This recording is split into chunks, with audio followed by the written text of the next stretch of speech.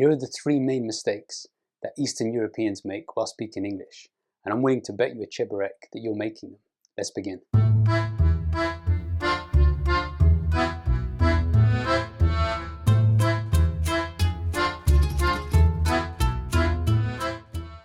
So these mistakes apply to people across the world, but specifically this combination I'm about to share with you is specific to countries from Eastern Europe, because these aspects of English are not in your language and they're very difficult to understand and to practice.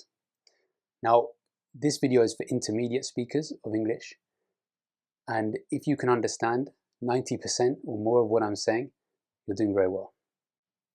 The first mistake you probably are making as an Eastern European is using articles incorrectly. Now, I know you don't have them in your language.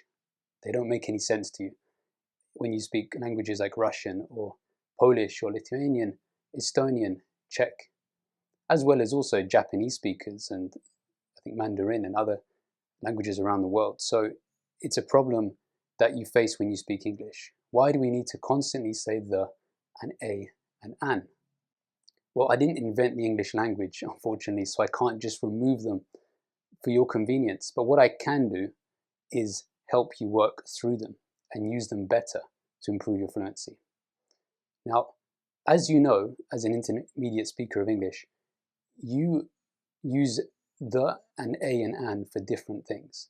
The is when you want to refer to a noun specifically, something that you both in a conversation understand already. You might say, I'll meet you at the pub, because you both know which pub you like to meet at. Or you might say, I'll meet you at the house, because you both live in the same house, maybe. Or maybe you've already talked to someone before about which house you're referring to. But you would use a and an for general nouns. I mean, you might say, I own a dog, or I own a house, or I own a car. Because maybe in the conversation, the other person doesn't understand which car you're talking about. And of course, when a noun begins with a vowel, for example, a, you would use an. I eat an apple every day. Or I have an orange at work. Now, what are the main mistakes that intermediate speakers of English from Eastern Europe typically make? And what's the one tip I would suggest you work on today? The main mistake you are making as an intermediate speaker is probably adjectives. That's right, words that describe nouns. In the same way that articles are used with nouns, you would say the house or a house, well, in the same way, the rule applies to adjectives, words that describe the house. So you might say, I have a red house, but you would say, I have an orange house, because the adjective orange begins with an O, so you use an rather than a. So you always apply the article to the next word in the sentence. This is a very common mistake that intermediate speakers make, because maybe you're already okay with articles, you're at a good level, you practice them and you're pretty fluent. But when it comes to adjectives, maybe you trip up and you think, okay, the house begins with a H, so I say a orange house. But it's an orange house because orange is now taking on the article. Orange is the focus of the article. So how can you practice articles every day? The first thing is to slow down. Slow down when you talk, and it gives you more time to think, okay, what article do I need before this word? Is it the, if I'm being specific in a conversation? Is it a or an, if it's something a bit more unknown to your listener? Slowing down gives you more time to think and helps you correct yourself when you make mistakes, so you can be clearer and more accurate in English. You can also practice articles every day by writing sentences. Write a few sentences every day, maybe on a topic you're interested in, and try and write a long sentence that includes various articles.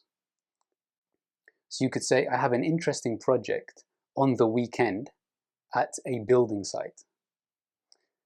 Try and mix the articles up so that your brain can start to understand the use of these things. And on top of that, you can try and add adjectives that make the articles more complicated. So instead of saying an area, you might say an outdoor area. So again, in that case, the article doesn't change, but it gives you another word to think about, which in English, again, is very common. We often have articles working with adjectives, not just with nouns. Now, the second mistake you're probably making as an Eastern European when you speak English is the W sound, w. This sound is everywhere in English. When, what, with, why, where, will.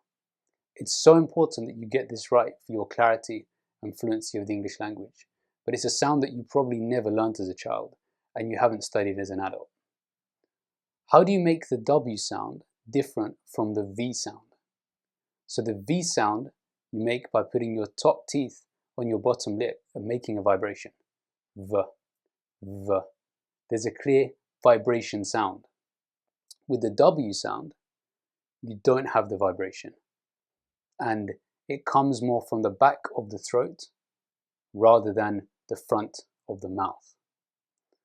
So when you say W, the back of the throat pushes forward so that it can come through the circle shape of the mouth and make a W sound. W.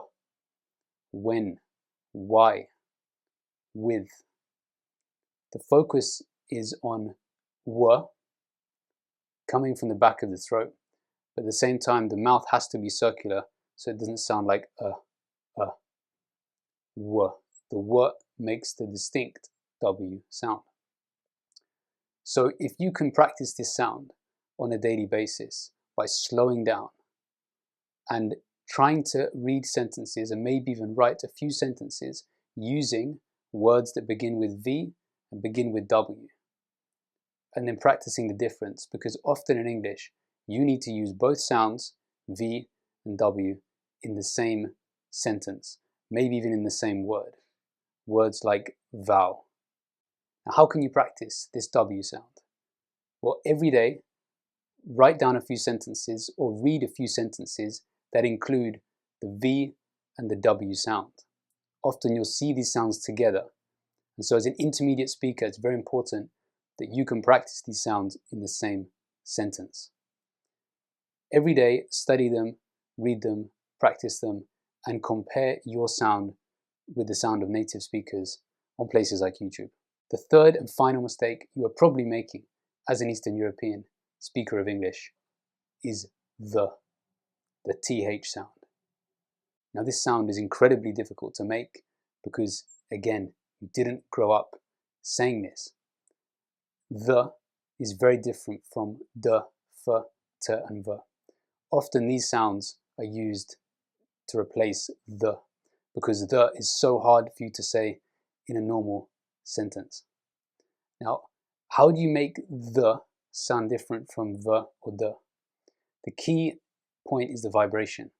If you can put your tongue between your teeth and provide a lot of energy from the back of your throat to breathe out the.